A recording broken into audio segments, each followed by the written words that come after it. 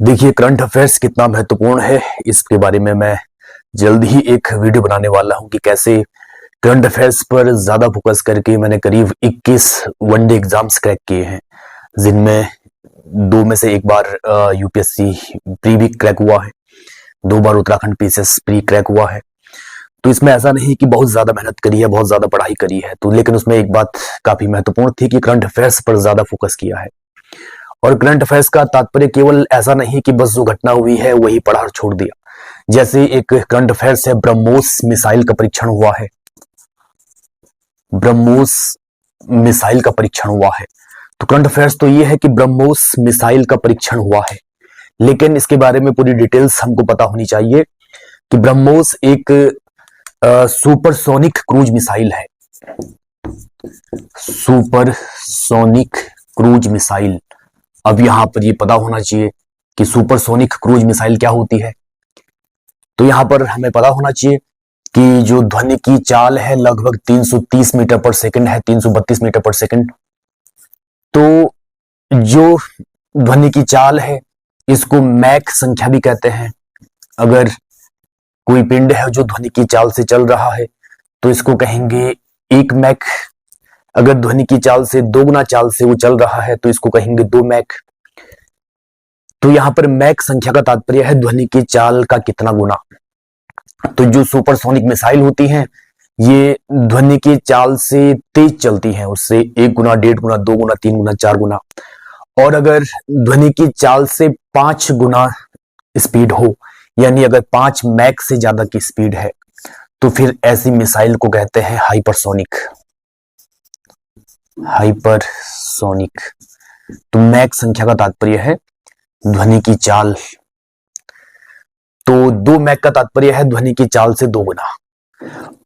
तो जो सुपरसोनिक मिसाइलें होती हैं ये ध्वनि की चाल से ज्यादा तेज चलती हैं, और अगर मिसाइल की गति 5 मैक से ज्यादा है तो उस मिसाइल को कहेंगे हाइपरसोनिक मिसाइल। और दूसरा है इसमें क्रूज मिसाइल। क्रूज, देखिए, मिसाइल 2 प्रकार की होती है, एक तो क्रूज मिसाइल है और दूसरा होता है बैलिस्टिक मिसाइल। Ballistic missile. तो दोनों में अंतर क्या है कि जो क्रूज मिसाइल है ये सामान्यतः छोटी दूरी के लिए प्रयोग किया जाता है, 500 किलोमीटर तक की मारक क्षमता होती है। और जो बैलिस्टिक मिसाइल है लंबी दूरी के लिए प्रयोग की जाती है, लगभग 12,000 तक इंटर कॉन्टिनेंटल मिसाइलें भी होती हैं जो महाद्वीपों का काफी दूरी तक मार करती हैं। इसके अलावा जो बैलिस्टिक मिसाइल है ये रॉकेट इंजन पर काम करती हैं। जो रॉकेट हम अंतरिक्ष में अपने पिंड भेजते हैं, उपग्रह भेजते हैं, तो उस मिसाइल की भांति काम करती हैं। ये जब लंबी दूरी की होती हैं तो इसमें ये कई बार वायुमंडल से बाहर जाती हैं, फिर समानांतर चलती हैं और फिर इसके बाद वायुमंडल में पुनः प्रवेश करती हैं। और जो ये क्रूज मिसाइल है ये सामान्यतः जेट इंजन के सिद्धांत पर काम करती हैं। ये पृथ्वी के सतह के समानांतर चलती है, वायुमंडल के भीतर ही चलती है, क्योंकि कम दूरी पर सटीकता से वार करना होता है। तो ये सब हमें पता होना चाहिए, तभी हम करंट अफेयर्स को सफल मान पाएंगे। केवल ऐसा नहीं कि ब्रह्मोस का परीक्षण हुआ और बस ये हो गया। इसके अलावा ब्रह्मोस मिसाइल का निर्माण किसने किया है, तो ये भारत और रूस दोनों का एक संयुक्त उद्यम है। भारत और रूस दोनों ने मिलकर के इसको विकसित किया है। इसका नाम ब्रह्मोस क्यों पड़ा, क्योंकि इसको बनाया गया है भारत की नदी ब्रह्मपुत्र और रूस की नदी, जिसमें रूस की जो राजधानी मास्को है, मस्कोवा नदी के किनारे है। तो दोनों को मिलाकर के ब्रह्मोस नाम दिया गया है, ब्रह्मपुत्र और मस्कोवा।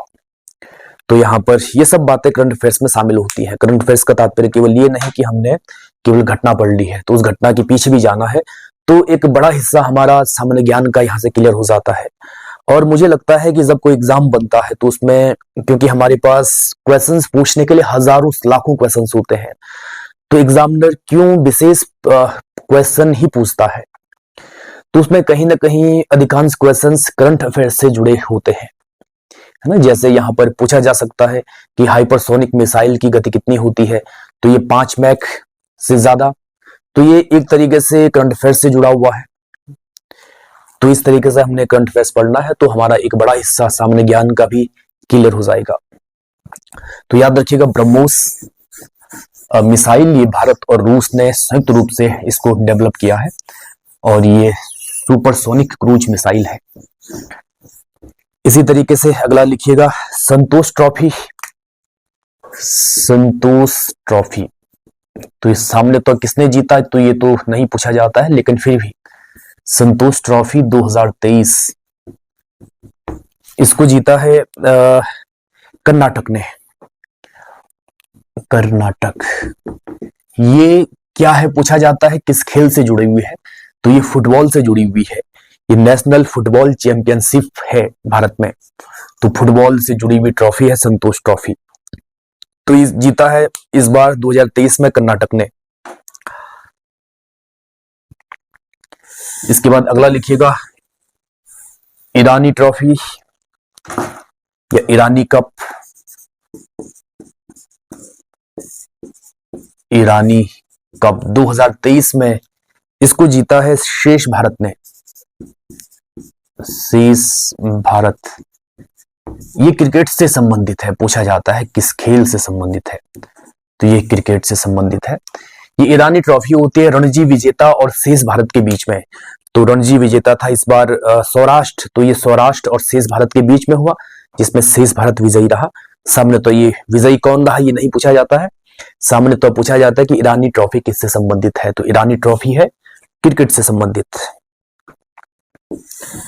अगला लिखिएगा आजकल आर्टिफिशियल इंटेलिजेंस काफी चर्चा में है, कृत्रिम बुद्धिमत्ता, और इसी से जुड़ा हुआ एक शब्द है चैट जीपीटी। ये आपने जरूर सुना होगा चैट जीपीटी।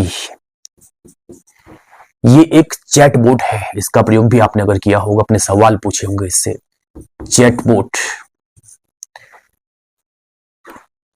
चैटबॉट है जिसको ओपन एआई ने डेवलप किया है। ओपन एआई एक आर्टिफिशियल इंटेलिजेंस संगठन है। Open AI artificial intelligence research संगठन है, इसने इसको डेवलप किया है। तो ये इसमें आप जरूर जाइए, ओपन एआई वेबसाइट पर चैट जीपीटी आपको मिलेगा। इसका जो फ्री वर्जन है इसमें आप कुछ भी पूछ सकते हैं तो इसका सीधे सीधे आपको जवाब देगा। आपको जो सर्वोत्तम जवाब नेट पर होगा ये आपको प्रदान करेगा चैट जीपीटी। तो इसको डेवलप किया है ओपन एआई ने, चैटबॉट है। नेक्स्ट लिखिएगा Eric Garcetti. Eric Garcetti, Eric Garcetti ये भारत में अमेरिकी राजदूत है। एरिक है, इसको एरिक पढ़िएगा। एरिक गारसेटी भारत में अमेरिकी राजदूत, ये मार्च अप्रैल में नियुक्त हुए हैं भारत में अमेरिकी राजदूत। ठीक, आगे लिखिए नेक्स्ट सुरेखा यादव। ये महिला चर्चा में रही हैं, सुरेखा यादव। भारत में एक ट्रेन काफी चर्चा में रहती है, वो वंदे भारत एक्सप्रेस। वंदे भारत एक्सप्रेस भारत ने स्वयं इसको डेवलप किया है और ये सुरेखा यादव वंदे भारत एक्सप्रेस की लोको पायलट बनने वाली प्रथम महिला है। वंदे भारत एक्सप्रेस की लोको पायलट बनने वाली प्रथम महिला है। लोको पायलट बनने वाली प्रथम महिला महाराष्ट्र की है। तो Surekha Yadav Vande Bharat express loco pilot की प्रथम महिला लोको पायलट। इसके बाद नेक्स्ट लिखिएगा एक संगठन है Stockholm International Peace Research Institute. Stockholm Sweden की राजधानी है, याद रखिए जिसको नहीं पता। Stockholm International Peace Research Institute, International Peace Research Institute, ये शांति संगठन, इसने अपनी एक रिपोर्ट जारी करी है और इस रिपोर्ट में इसने बताया है कि वर्ष 2018 से 22 के बीच दुनिया में सबसे ज्यादा हथियार खरीदने वाले देशों की सूची जारी की है और इस सूची में टॉप पर रहा है भारत। इसकी रिपोर्ट के अनुसार दुनिया में 2018 से 22 के बीच सबसे बड़ा हथियार आयातक देश भारत रहा है। सबसे बड़ा हथियार आयातक देश भारत रहा है। तो करंट अफेयर्स के लिहाज से याद रखिएगा भारत रहा है। इसके बाद सऊदी अरब का नंबर आता है, पाकिस्तान भी सूची में है, 8वें नंबर पर है। तो ये देश अपना बड़ा पैसा हथियारों पर खर्च करते हैं, सुरक्षा पर खर्च करते हैं। तो यहां पर याद रखिए स्टॉकहोम ये स्वीडन की राजधानी है। अगर ठीक, आगे बढ़ते हैं। इसके बाद अगला लिखिएगा चांगी हवाई अड्डा। चांगी हवाई अड्डा, चांगी एयरपोर्ट, और ये एयरपोर्ट है सिंगापुर में। तो चर्चा में क्यों था? एक global air travel guiding firm है जो जिसका नाम है स्काई ट्रैक्स। इसने इसको दुनिया का सबसे बेहतरीन हवाई अड्डा 2023 घोषित किया है। तो सबसे बेहतरीन अंतर्राष्ट्रीय हवाई अड्डा 2023 चांगी हवाई अड्डा सिंगापुर में है। तो पूछा जा सकता है कि चांगी हवाई अड्डा, चांगी एयरपोर्ट कहां है? सिंगापुर। ठीक, इसके बाद आगे बढ़ते हैं। नेक्स्ट लिखिएगा, इसमें 2 महिलाएं हैं, काफी चर्चा में रही हैं। हेकानी जखालू, हेकानी जखालू, और दूसरी महिला है सालहोतु ओनुओक्रुस। सालहोतु ओनुओक्रुस, नाम थोड़ा कठिन है, और जो कठिन नाम है वो वैसे वास्तव में जल्दी याद होते हैं, क्योंकि हमने तो केवल विकल्प को टिक करना है। अगर पूछा जाता है तो ये नाम जल्दी क्लिक करते हैं। ये दोनों महिलाएं नागालैंड विधानसभा में चुनी गई हैं, और विशेष बात यह है कि नागालैंड विधानसभा में निर्वाचित होने वाली प्रथम महिलाएं हैं, यानी पहली बार महिला निर्वाचित हुई है, और ये दोनों महिलाएं हैं हेकानी जखालू और सालहोतु ओनुओक्रुस। ये नागालैंड विधानसभा में निर्वाचित होने वाली प्रथम महिला, पहली बार ये 2 महिलाएं निर्वाचित हुई हैं। नागालैंड में चुनाव हुए हैं और वहां पर मुख्यमंत्री बने हैं नेफ्यू रियो, नाम लिख दीजिएगा, नेफ्यू रियो, ये नागालैंड के मुख्यमंत्री बने हैं। और मेघालय में भी चुनाव हुए हैं। मेघालय में मुख्यमंत्री बने हैं कानराड संगमा। कानराड संगमा ये बने हैं मेघालय के मुख्यमंत्री। मेघालय।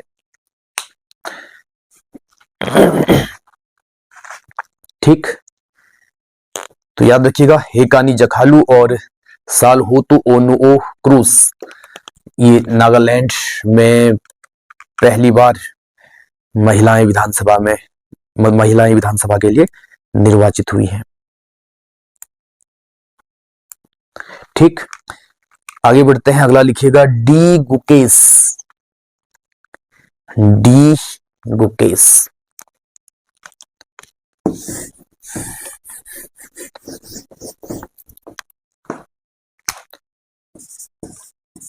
डी गुकेश, पूछा जा सकता है कि डी गुकेश किस खेल से संबंधित है?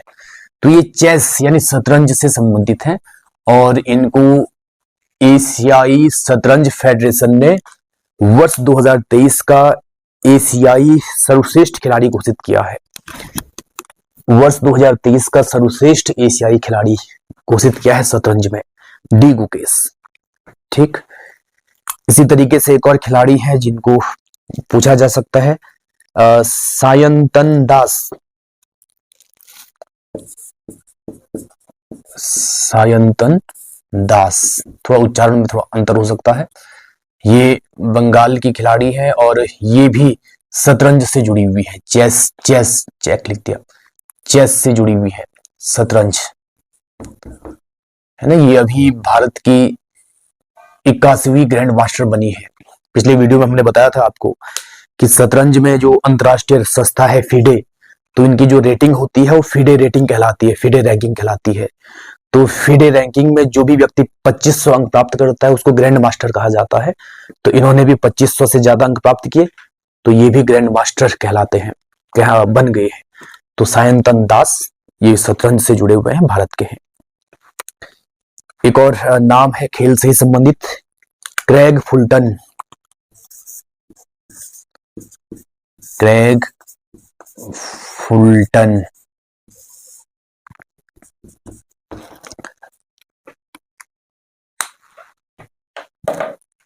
ये भारतीय पुरुष हॉकी टीम के नए कोच बने हैं।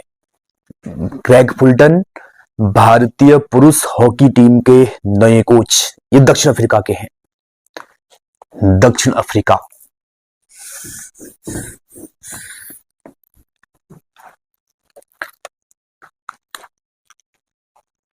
अगला लिखिएगा लियोनेल मेसी, काफी प्रसिद्ध है लियोनेल मेसी। ये अर्जेंटीना के फुटबॉल खिलाड़ी हैं और इनको फीफा, जो फुटबॉल की सर्वोच्च संस्था है फीफा, इसने प्लेयर ऑफ द ईयर घोषित किया है।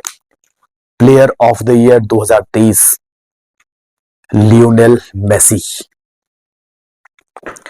ठीक, अर्जेंटीना के ही आप जानते हैं। नेक्स्ट लिखिए वो वांग थुओंग।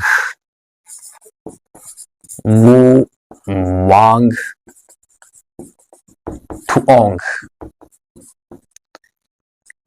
ये व्यक्ति वियतनाम के राष्ट्रपति बने हैं, वियतनाम के राष्ट्रपति निर्वाचित हुए हैं। वियतनाम दक्षिण पूर्वी एशियाई देश है और इसकी राजधानी है हनोई। वियतनाम की राजधानी अगर पता नहीं है तो लिख दीजिएगा हनोई। ठीक, आगे बढ़ते हैं। अगला लिखिएगा यसंग उत्सव।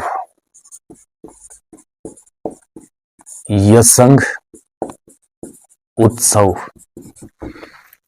ये यसंग उत्सव मनाया जाता है मणिपुर में।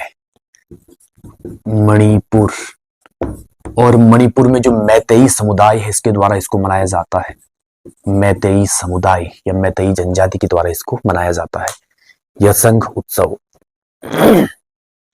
ठीक, नेक्स्ट लिखिएगा राजस्थान में पहली बार देश में स्वास्थ्य का अधिकार विधेयक पारित किया है राजस्थान ने। तो स्वास्थ्य का अधिकार विधेयक पारित करने वाला पहला राज्य राजस्थान। स्वास्थ्य का विधेयक पारित करने वाला पहला राज्य राजस्थान, तो सिंपली लिख दीजिएगा।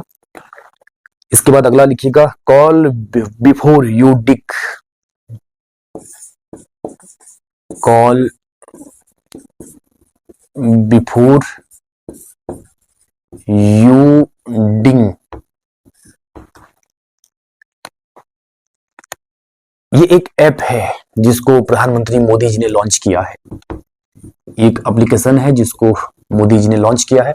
ये दूरसंचार विभाग का ऐप है, दूरसंचार विभाग। अक्सर जो भूमिगत पाइप होते हैं या भूमिगत तार होते हैं, तो जब बिछाने के बाद जब लंबा समय होता है तो फिर पता नहीं रहता है कहाँ बिछाए हुए हैं, कहाँ से जारी है। और फिर कभी जब खुदाई करनी होती है तो उन पाइपलाइंस को या उन तारों को काफी नुकसान पहुंचता है। तो ये ऐप भूमिगत तारों को, भूमिगत पाइपों की स्थिति को बताएगा कि कहां पर ये भूमिगत तार है, कहां पर ये भूमिगत पाइप है, ताकि जब खुदाई होगी तो सावधानी रखी जाएगी कि उनको नुकसान न पहुंचे। तो कॉल बिफोर यू डिग। ठीक, अगला लिखिएगा 22 22 मार्च को मनाया जाता है विश्व जल दिवस। इसको संयुक्त राष्ट्र महासभा द्वारा मनाया जाता है और 1993 से इसको मनाया जाता है। याद रखिए 22 मार्च विश्व जल दिवस। नेक्स्ट लिखिएगा Bipin the man behind the uniform. Bipin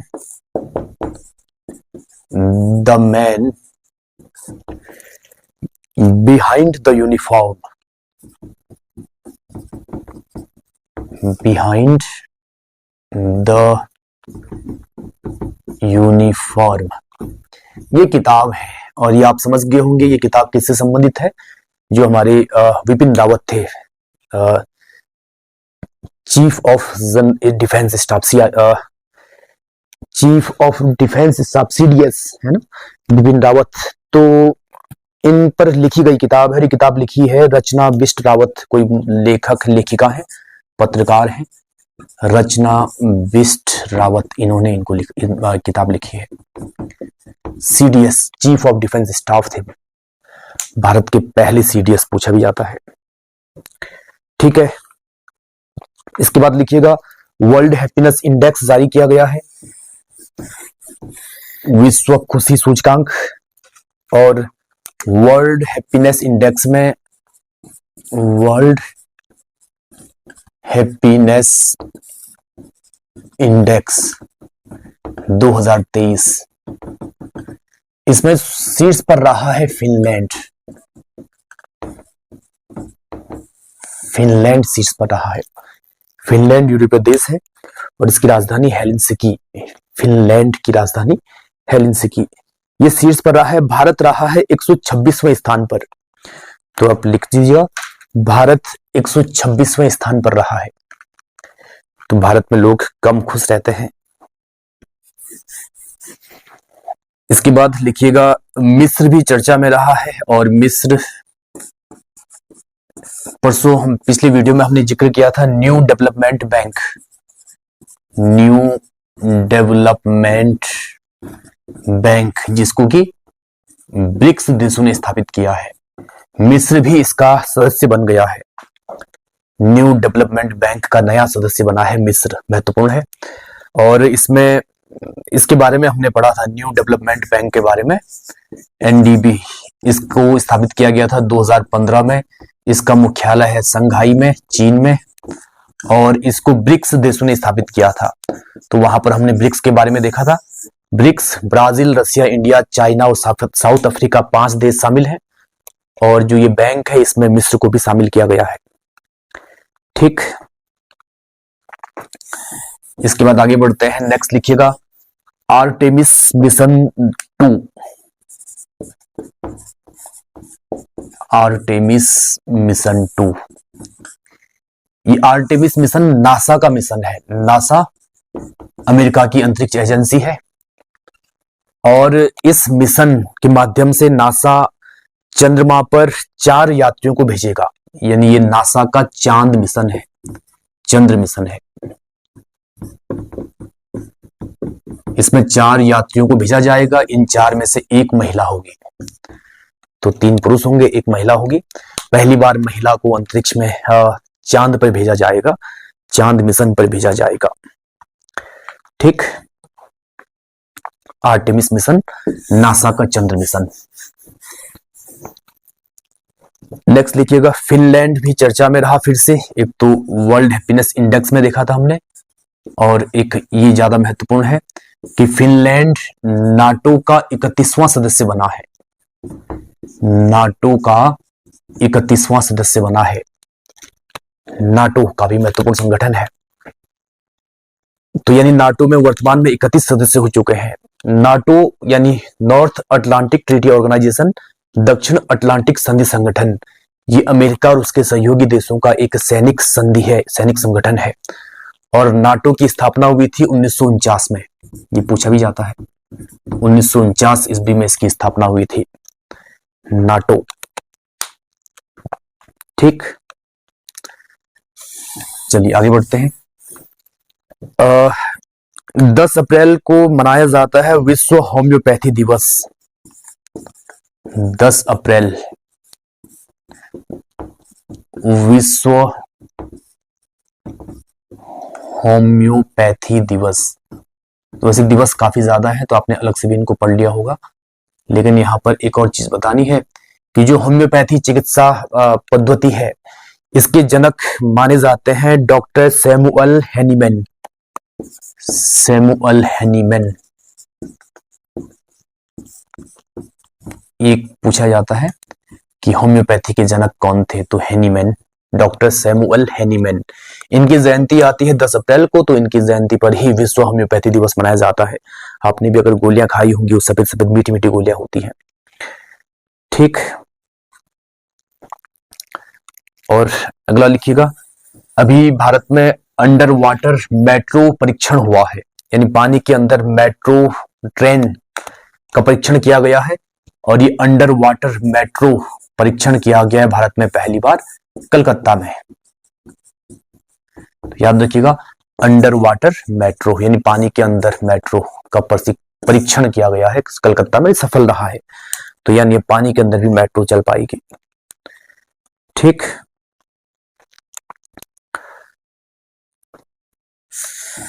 इसमें एक और लिखिएगा, अभी 14 अप्रैल को डॉक्टर अंबेडकर की जयंती मनाते हैं।